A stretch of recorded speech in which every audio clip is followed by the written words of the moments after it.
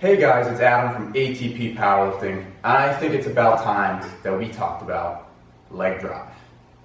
So, leg drive is something that, I don't know, people say it and it seems like it kind of always has a different definition, and the reason for that is that there are two main ways that we create quote-unquote leg drive. They're two different styles and they're completely different from one another. The first one is going to be where we're just kind of keeping our legs tight the whole entire time and creating a better starting position, limiting the range of motion a little bit more, and creating more stability.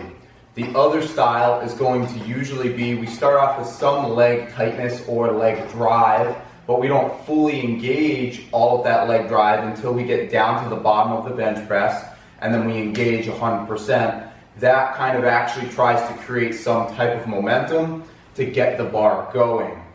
Both styles have been successful with many popular lifters.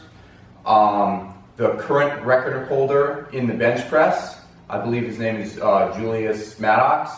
He has more of a leg drive in the bottom style where he kind of throws all that leg drive on and tries to create some type of momentum. But if we also look at other lifters like the previous record holder before Julius, I can't remember his name, I couldn't pronounce it anyway if I could remember it, the Russian lifter, he has constant leg drive. He's using leg drive to create stability, limit range of motion, and I'll show you some comparisons between those two styles. I will say, as I'm not a big fan of the style where you're kind of creating that leg drive in the bottom, I'm definitely advocate and teach only using leg drive in the second way that I listed, where we're using it to create stability, a better starting position, and a shorter range of motion. So I'm going to demonstrate to you on how I recommend you should go about using leg drive and why. Alright, I'm going to walk you through my style of leg drive and how I utilize it. So I'm going to get my grip, get in position, set my shoulders, butt down, feet down. From here, I have not created any leg drive as of yet. My goal when I'm trying to create leg drive is I'm focusing on driving my foot down into the floor, but also into the front of my shoe. If I think about driving my foot into the front of my shoe, I'm going to create some backwards pressure. So again, this is usually called leg drive. So when I press back into position, you can see my butt stays on the bench, my body shifts back a little bit, and my chest comes up. So if I come right before I lift off the bar, I'll create that drive, I'll pick the bar up out of the rack, and then I'll hold that tension the whole duration of the bench press. When I'm then I will release.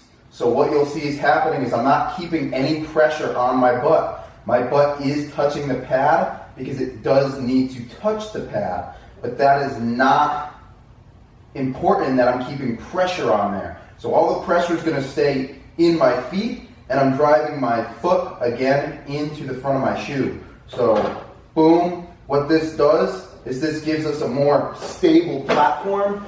It creates more stability, and as you can see, when I turn that leg drive on and start driving, my chest goes up. So if we think about it as, say, a straw, if we take one end of the straw and we mount it down, and we take the other end of the straw and we push, what's going to happen is the middle is going to go up. So that's essentially what we're doing. We're setting our shoulder blades and then putting our butt down and then driving with our legs, and we're pushing this end with our legs towards the end that's stuck down and making the middle go up. So we're limiting the range of motion, we're creating more stability, and this is going to be an overall safer position, and you're going to have more overall full body tightness.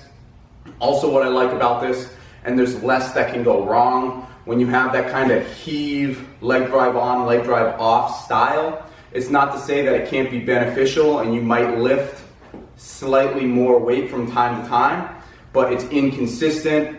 Some judges might give you a really long press command before they, or a really long pause before they give you your press command, because usually what's kind of attributed with not keeping the legs tight is seeing some kind of chest cave in or cave down. That's not necessarily true to everyone, but it's very, very likely that you'll see some of that if you're not keeping your legs tight.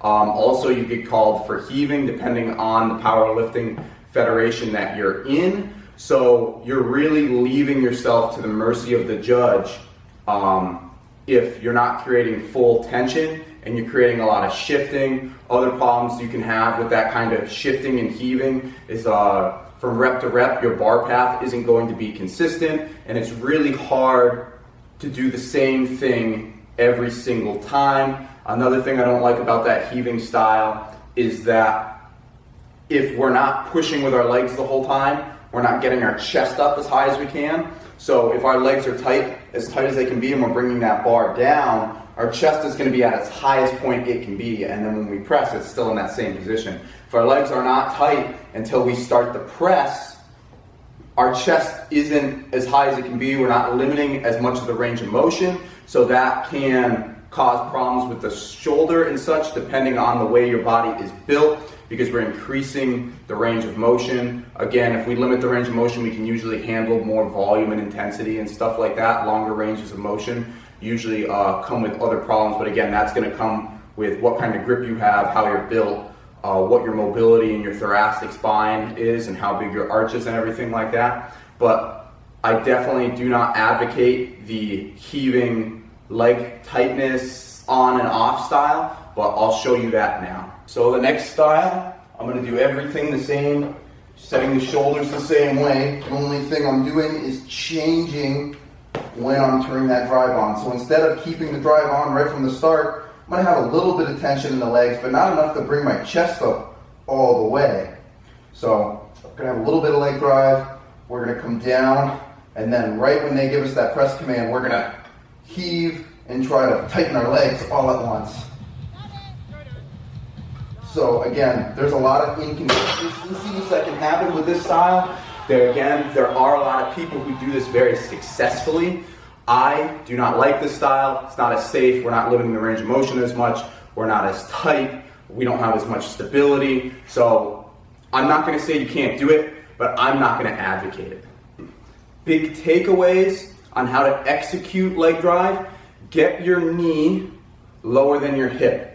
If your knee is not lower than your hip when you're setting up, you're going to have a very hard time keeping your butt on your bench and keeping a lot of pressure in your legs. So what that might mean for you is either bringing your legs back or more forward. So, come on away. So you'll see as I bring my legs just far enough back that my knee is lower than my hip. When I start to drive, you can see how much higher my hips are than my butt. Makes my butt really hard to come off. You can also move your feet out or out to the side. Whatever you can do to get that knee joint lower than your hip. You need to have the knee lower than the hip to get into a position in which you can drive. The next one's going to be, make sure you're not only cueing driving your heel down into the ground. I always hear drive your heel down, drive your heel down, drive your heel down. We're not creating quote unquote drive if we're just driving our heel down. Drive is driving back. That's why we call it drive. Whether it's tightness or whether it's that jerk style where we have like some tightness but then we turn it all on the end and try to shove our chest up in the air to create some momentum, we are driving our traps back behind us. I like to tell people, think about driving your foot into the front of your shoe. So if you watch some of my videos, you'll actually notice that under a really maximum load, that's when I'm going to be able to put the most amount of leg drive into my lift, because I can push my feet as hard as I can, but I have the weight pushing my shoulder blades down into the bench, so I'm not going to slide off the back of the bench from pushing my feet too hard. Under those circumstances, you'll notice if I'm wearing the wrong shoes or I haven't cleaned the platform in a while, my foot will slip because I'm creating so much forward pressure. Again, trying to push my foot not only down, but towards the front of my shoe to create a driving force back, which is then going to create a nice high sternum, increasing your arch, limiting the range of motion, keeping it safe, and creating more stability in the lift. When you start to implement this, you're probably gonna get frustrated because the second you stop thinking about driving with your legs, you're gonna stop driving with your legs. So if you're used to that heaving style or you've never used leg drive before, you need to start with a lighter weight, get into the habit of keeping full tension in your legs to hold that nice position rather than it only happening when you're cueing it or thinking about it. So start with a lighter weight, give yourself at least a couple weeks of this before adding a lot of weight. If you add a lot of weight to the bar and you try to do this, you're gonna default to your normal habit. So whether that's only leg drive at a certain point, if that's loosening up and pressing right before the lift or not using leg drive at all, when you go heavy, you're gonna default back to what you're comfortable with. So get comfortable with this style, give yourself some time, build the motor pattern. I've always heard it takes 10,000 times to build a habit. So start creating that habit using lighter weights, train for perfection, then start adding weight, and I promise you, you'll see the benefits. So I hope that helped you out. Although I do not advocate doing one of those two styles I showed you, I do think it's important that we understand where everyone's coming from and their reasoning for doing one over the other, and my reasoning for justifying doing one over the other. Myself have tried both styles. I've seen other people try both styles, and from my experience, that's why I'm pointing you in the direction. It is your decision to make which style you think is going to be right for you, which one's going to give you the most longevity. Remember, even if one style gives you a little bit more weight on your total, but you're having shoulder pain and stuff like that, the person who lifts the longest is going to be the strongest. You 10 years from now, even if you just make moderate progress, you're going to be way stronger than you are as if you try to make really fast progress really quick and you're hurt in the short future. So just keep that in mind. I hope this video helped you out. If it helped you out, please give me a like, comment, subscribe. That's all from you guys. Peace. I got a shot and I ain't stopping, no. That's how I know that I'm unstoppable.